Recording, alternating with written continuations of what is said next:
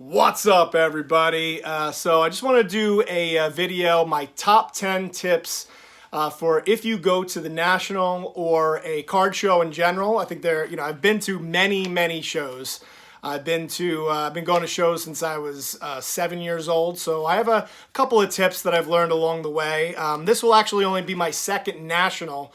The first National I ever went to was in Atlantic City a couple of years ago, and I will post a link above, right up here. If you guys are interested in seeing the video that I did, I just basically walked the floor and was completely in awe. The show is absolutely gigantic. And I will be going to my second National this year. Of course, I tried to go last year. My flight got canceled on Thursday night. But this time, I have my flight booked for first thing Friday morning, flying out of Newark. Usually flights don't get canceled in the morning, so knock on wood, hopefully everything works out.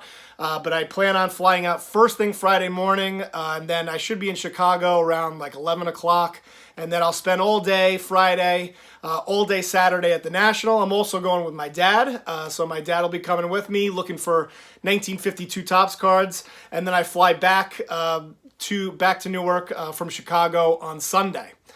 So I will be at the National in Chicago. I'm totally looking forward to it. I'm hoping that some of you guys come over and say hello. Hopefully I'll bring my custom card. I'll have my fanny pack on. So if anybody comes over and wants a custom card, let me know. I'll probably hand them out until I don't have any left. But also, the reason why I'm doing this, by the way, is a contest response for my man Filmington. And you guys probably know Filmington from the Rookie Explosion box.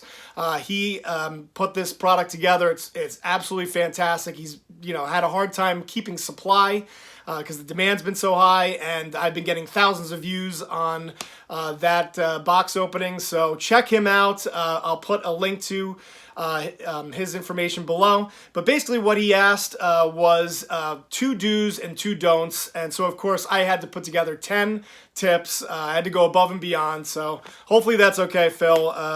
I did 10 tips. Some are do's, some are don'ts. Hopefully I meet that requirement. So, all right, without further ado, my 10 tips for going to a card show or a National.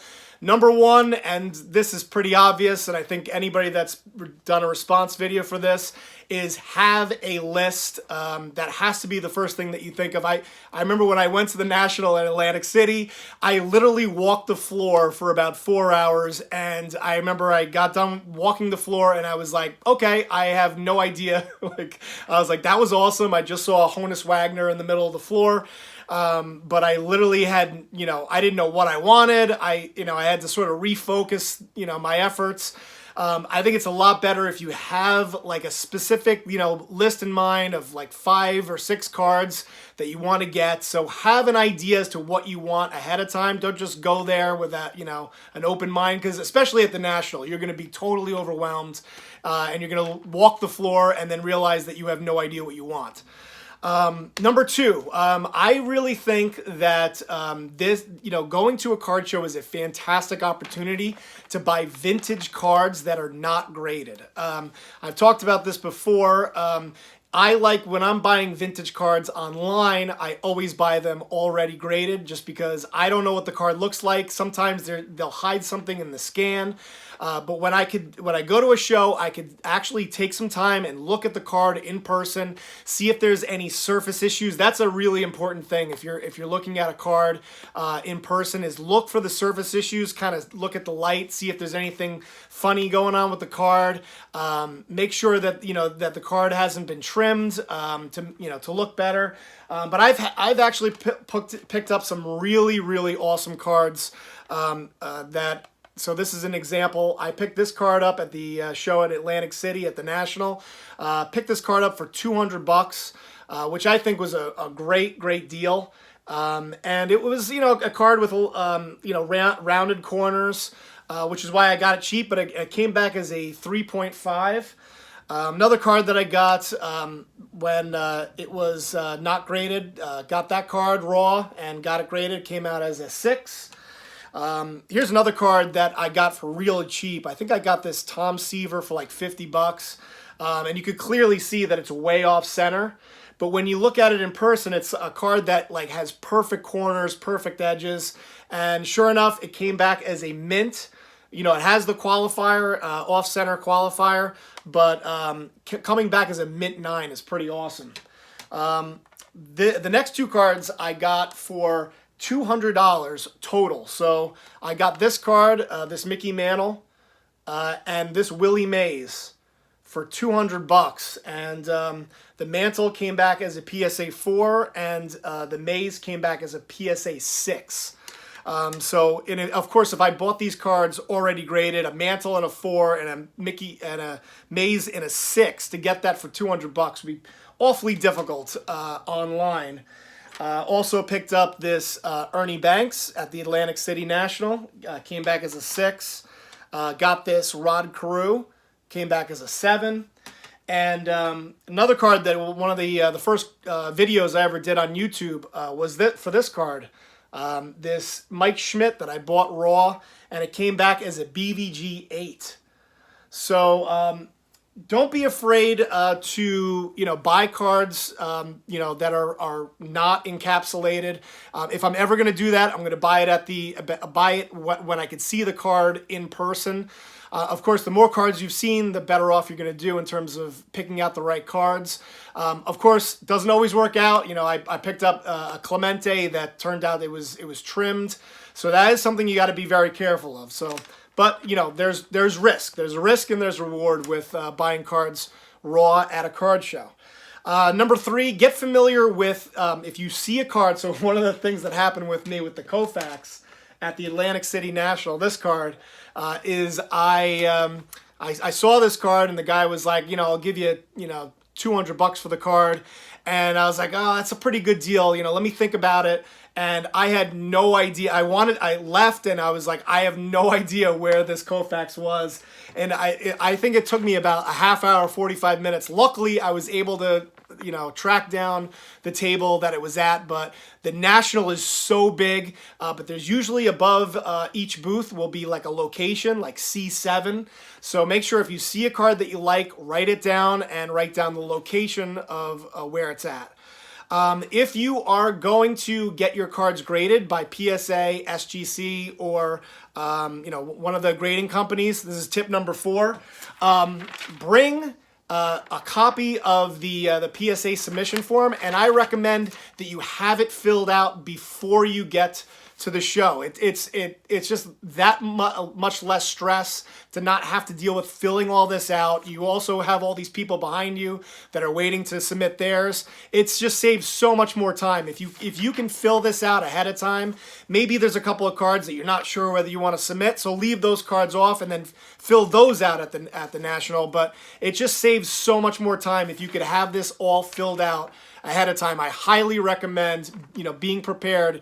And that, by the way, people always ask me, how do you get your cards graded? That's what I do. Is I bring my cards, they'll be raw, they won't be graded, and I'll just hand them to the guy at the booth. And usually I have that form filled out if I can, and it's literally just, here's the cards and here's my form. Thank you very much. Just makes the process so much easier. Number 5, don't be afraid to negotiate. This is one of the things that I see people do all the time. They'll I'll give you $100. Don't pay the sticker price, by the way. If it's $100, don't just pay $100, because my move, what I do is I go, okay, it's $100. I go, what's the best you could do on this particular card? And they'll be like, I'll give you $85 for it. Then what I do is I do this move where I go, all right, let me think about it. And then I walk away from the booth. And then I come back maybe an hour later and I say, would you do 75 for it? So don't be afraid to pull that move. All the dealers kind of expect you to do stuff like that. Not, they may say, like, I'll say 75 and they'll be like, dude, the best I could do is 85. So be it, or maybe they'll do 80. So don't be afraid to negotiate. It's part of, but don't pay the sticker price. Number 6, cash is king. Bring cash with you. It just makes the process easier. It actually helps with negotiating power too. Is you just throw $100 on the table and be like, I'll pay you $100 cash for this right now. And a lot of times, if they know that they don't have to deal with writing a check or getting your credit card information, sometimes it could help with your buying power. So bring cash with you. Number 7. This is something that is specific to the National, is that, one of the things that I thought was really cool, and obviously I wasn't able to make it to the National last year, is that they did the 2018 Topps National Silver Packs. So I'll put a link below if you guys are interested, but I thought those packs were so cool. And the way that it worked last year was that if you bought a box of, a Bowman Chrome or Topps hobby box, like a hobby box, and then you brought that box to the Topps booth, you would be able to get these 2018 Topps National Silver Packs. And it's just, if you're going to buy packs, why not get the free silver packs, which if you guys click on the link below, there were some amazing packs. You'll see, like in the video that I, from Up North Collectors, they hit a 3 of 3 Mike Trout Chrome Auto from the National, that, it's like a specific National pack. So just really cool. And I remember Mike O hit a Vlad Jr., it was like a card that was like numbered to 25 or something like that. So just take advantage of things like that are only available at the National. Next up, I wrote down, oh my God, it's Silver Jackify. Use this opportunity if you're going to go to a card show, whether it be the National or any card show. Use that opportunity to talk to fellow collectors, talk to fellow YouTubers. If you see me, come over, say hello. I think it's a great way to ask questions, to get to know. Like, I've had half-hour-long conversations with people where I'm answering questions or I'm asking questions, and you could really learn a lot, especially from these dealers that have been doing this for so many years about, buying, about collecting, whatever question you might have. So use this opportunity to talk to people and get to know the hobby better. Number 9, get familiar with the autograph lineup. I'm not a big autograph guy, but I will be checking out, especially because about the National, the list at the National of guys that'll be signing is unreal. You're never going to get this opportunity. There's going to be guys there that you'll never get an opportunity to get an autograph from in person also. So if you're interested in that, make sure you check out the lineup. Make sure you know, especially the guy that you're interested in getting an autograph from, that he's going to be there the day that you're going to be there, because sometimes, a lot of times signers will only be there for particular days. So be familiar with their schedule as well.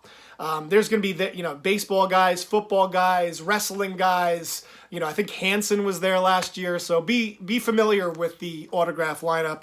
And then number 10, this is probably pretty important, is don't get ripped off. And I know this, a lot of people, you get sucked into these spontaneous purchases because you're all excited. You're at the National, it's like, or you're at a card show, and it's like, and you see this one card, and you're like, wow, that looks like it's a fantastic deal, and you buy it without even thinking. It's just a spontaneous purchase for like $20, and then you go to eBay sold listings, and it's going for $5.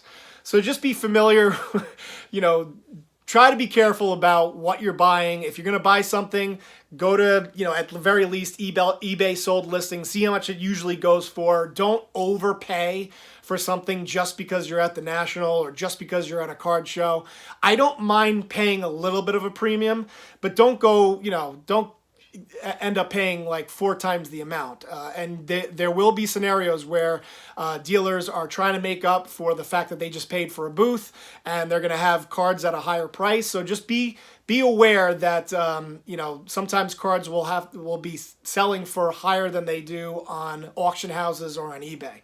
So that's it. Those are my 10 tips. Let me know what you guys think. Check out Filmington's channel if you guys can, and I'll talk to you later. Peace! See you at Chicago.